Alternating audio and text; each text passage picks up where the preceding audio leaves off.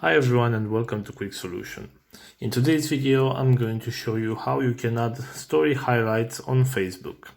So the first thing you have to do is open your Facebook application and then go to the three lines icon at the top right corner and then go to the option see your profile to open your profile Facebook.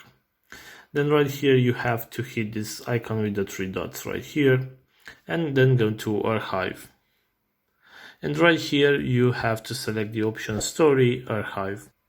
Right here, as you can see, there is a list of stories that you have shared on Facebook. So if you click on one of these stories right here, you'll see that you have this option at the bottom right corner feature. You're gonna press on that, and right here you can add this highlight to your Facebook profile. So what you have to do right here is just give a title to your highlight if you want.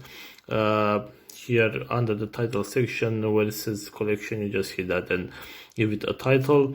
Of course you can add more stories by pressing this option right here, add more, and of course you can change the cover photo of your highlights collection if you wish. And after you make all these changes and you are happy with your highlight, you can just press the save button and the highlight will be added to your Facebook account so that everybody can see it. So this is all for today, guys. If you have enjoyed this video, don't forget to like and subscribe to my channel for more videos like this.